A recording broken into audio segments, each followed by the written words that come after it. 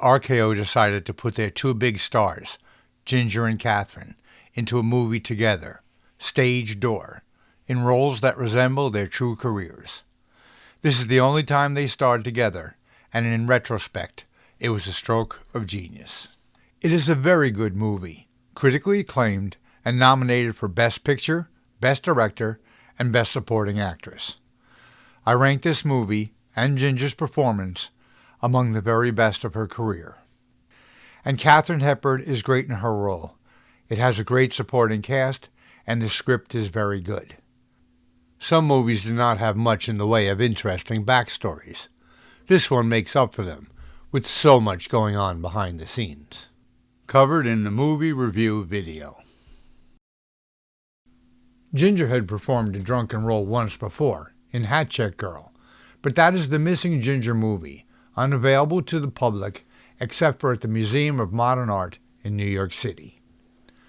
Ginger did not drink, had an ice cream soda fountain in her house, so I guess she had plenty of time at parties sitting around sober while almost everyone else was drunk, observing their behavior.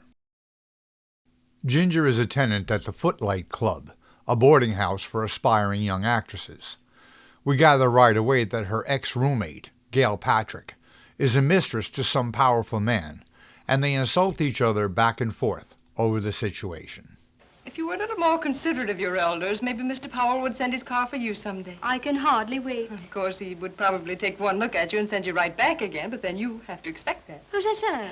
Do you know, I think I could fix you up with Mr. Powell's chauffeur. The chauffeur has a very nice car, too. Yes, but I understand Mr. Powell's chauffeur doesn't go as far in his car as Mr. Powell does. Even a chauffeur has to have an incentive. Well, you should know. While I'm dining on pheasant bordelaise. Bordelaise, no less. Rude girls, listen, he's bordelaise. Or maybe it's casserole. I'm not quite certain. Well, be sure not to eat the bones and give yourself away.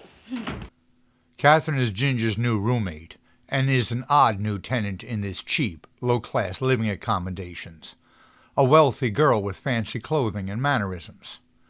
She already shocked the girls by pulling out a $50 bill to pay for her accommodations. Ginger and her sharp tongue had mocked her earlier, and now Ginger believes Katharine is the mistress to her grandfather. Oh, a friend of the family? Happens to be my grandfather. Grandfather? Well, there is quite a family resemblance, especially around the whiskers. That's a fairly intelligent observation for you. I suppose if you'd had your choice, you'd picked a much younger grandfather. I see that in addition to your other charms, you have that insolence generated by an inferior upbringing. You wouldn't sell out for a wardrobe. Oh, it's all right for you to talk. You've got yours. Linda isn't doing so bad either. Linda? Oh, the other girl you fight with. Yeah, one of them. I don't know. Maybe you two girls have got the right idea. Oh, you mean having a grandfather? Well, call him whatever you like. Not thinking of putting on a musical, are you? Oh, no. I very likely won't produce anything unless I can find an angel. Hit it, Olga. Who's the little blonde? Look who's giving us the once-over. Where? Over there. Who is it? Nobody but Anthony Powell. So that's Linda's soulmate. You girls rehearsing for a musical? No, we're just getting over the DTs. Nice routine you've got there.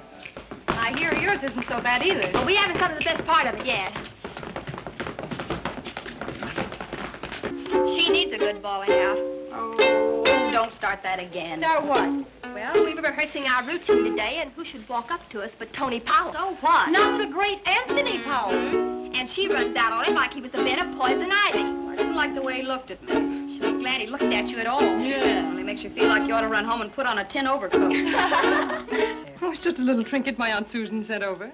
Say, I think it's very unselfish of those little animals to give up their lives to keep other animals warm. But you know, they're very smart little animals. They never give up their lives for the wrong people. Well, you understand the rodent family much better than I do. Incidentally, I saw your Aunt Susan today, and I think you show much better taste than he does. Of course, it doesn't make much difference. You can be thinking of a bright remark while I answer the telephone.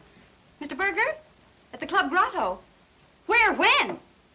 Okay, I'll go right over. Thanks ever so much. That was Gordon from the dancing school. Well, what did he do, propose? No, he said for us to go over to the Club Grotto and see a man by the name of Berger. Yeah. What about it? He's got an opening in his floor shirt. In a truly cruel scene, Patrick thinks she is out on a date with Menju, when in reality, she is to stand witness to his next conquest, and accept that again, at least for a while, she is to step aside for his new plaything without complaint.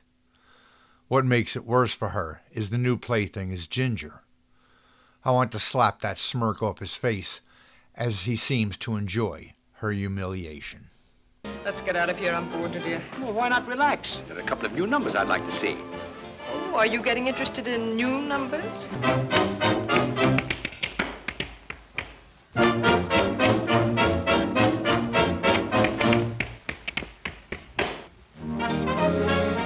Well, life is full of surprises.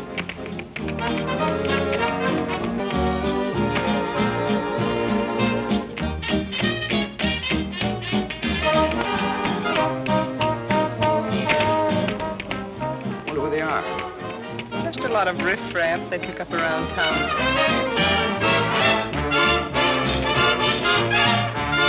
Mr. Powell, you're one on the phone. Thank you. I'll be right back. Why don't you two dance? Remember, if you get any wrong numbers, you can always get your nickel back. You hear what she called us? What do you mean, us? Oh, riff-raff her. I could have hit her over the head with this stick. Well, you did everything but poke her eye out with it. With that Powell sat grinning at us. I could have hit him, too. Well, I heard tonight that he owned half interest in this club. Or did you know that? Oh, I thought it was kind of funny that we should happen to get this job all of a sudden. And then came the dawn. My ideal mother is young, blonde, slim, and generally intriguing. I'll see if I can get you one for Mother's Day. How do you like them? Tall, fat, Well, round? about your size. Couldn't we talk the whole thing over at dinner some night? Well, I'm very fond of dinner. Ginger is running around with Menju now. For all their conflicts, Patrick shows she has a heart, warning Ginger about Menju's methods, even if under the guise of taunting her. Then Katharine talks to her. Ginger feels she has to play along if she wants to keep her job and not return to poverty. I really came along to give you a tip. And don't bother to read the note. I'll tell you what it says. 11 roses and the 12th is you. Well, you're doing very well up to now. Tell me more. His routine's pretty much the same with all the girls. It all ends up with a quiet little supper in his penthouse with champagne and all the trimmings and the view and all that. Harker's the butler. He's very discreet, though. You know, one of those butlers that tiptoes backwards. He's very deaf. You really won't have to bother to scream for help. And I mustn't forget to tell you about the lighting effect. It's very good. It goes with that tired little boy routine. Must be galling to you older women to lose your meal ticket to younger riffraff. Just a leave of absence. It's lovely, but I'm afraid you paid too much for it. That's your mistake. I'm not as generous as my Aunt Susan. You're not really running around with that man Powell, are you? Why not? Well, why play with fire just to spite Linda? I can take care of myself.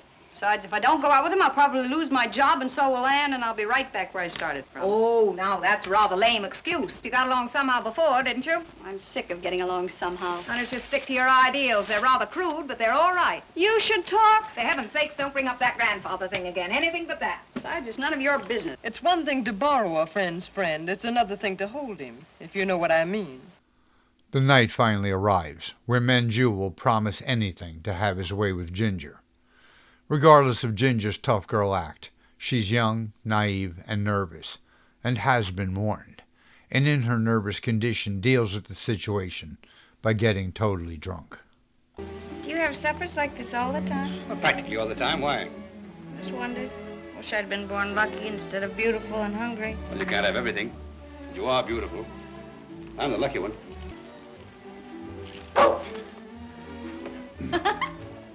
I knew she was lying to me. Who? He isn't deaf at all. It hasn't been. Just like a fairyland. It's full of color, romance, illusion, glamour. Maybe it depends on which window you see it from. Well, you should see it only from here. And this one sees to it that they meet the right kind of people. And this one went to market. Yes, and he also sees to it that little girls don't have to eat lamb stew. Did you pick her up in the Orient, too? No, no, that's Mrs. Powell. Lots of men who are separated from their wives simply let it be understood that they're not married. Now, I believe in this day and age that a man can have his home on the one hand and still live his own life. What happened? Well, isn't that more restful? I thought something blew out. It does improve the view, doesn't it? It's beautiful. Jean Maitland, in letters that big.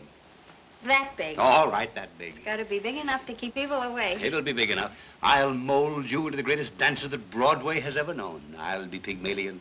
You'll be Galatea. Sounds like a fairy story.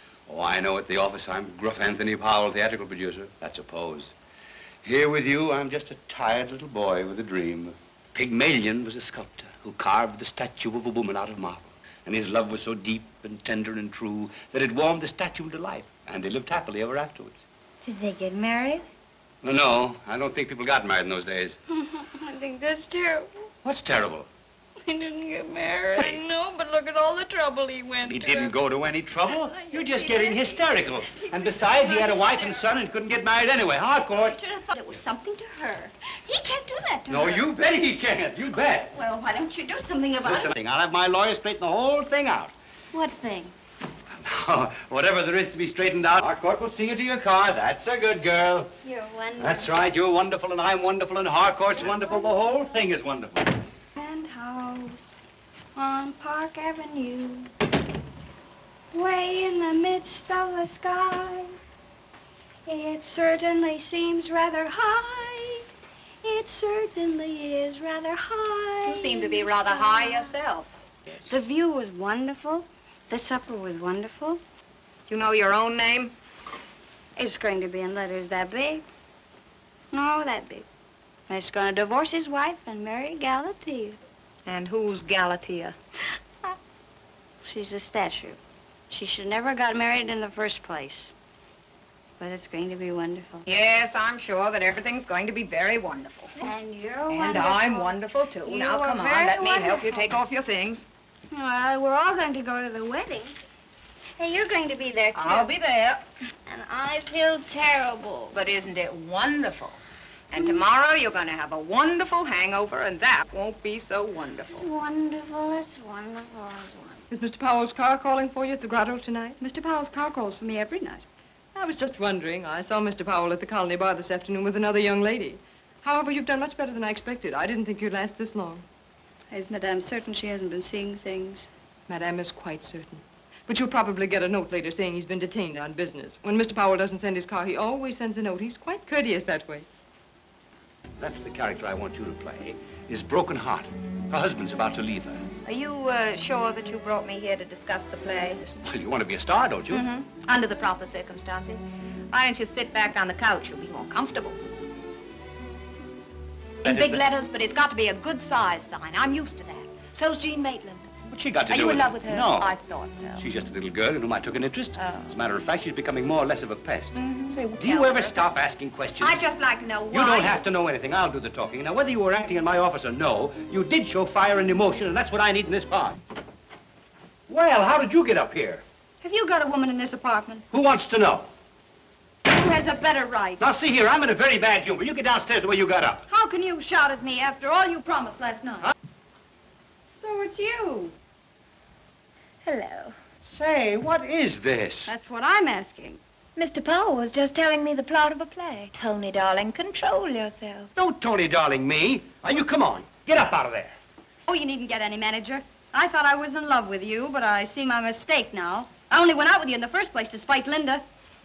Yes, you better hide your face. You double-dealing, double-crossing... Darling, I didn't know what I was doing. Preaches ideals so she can chisel when my back is turned. Well, you can take your old Red Fox cape. I'll never borrow another thing again from you as long as I live. And don't try to borrow anything from me either. Please don't start that again. I hope you two snakes will be very happy together. Well, it isn't funny at all. What do you suppose she thinks? Exactly what I want her to think. But why? Why? Well, for several reasons. In the first place, I like her. But she won't like you very much after this. She'll see the light in time. You mean you jeopardize your own reputation? Aren't you a kind of a Girl Scout? I think that we understand each other. Thankfully, they have both escaped the trap with their dignity. But poor Patrick soon resumes her subservient role. She's sore because Terry took my boyfriend away from her. What do you mean, boyfriend? Tired little boyfriend. You know, someday I'm going to be lucky and run into you when I'm carrying a bowl of goldfish. New job coming on. Would you like me to carry a message to your late lamented Aunt Susan? Hold on, gangrene just set in. No message. I don't use that kind of language. I just thought I'd ask. I just want to know if maybe you'd like to take it over. Please like and subscribe.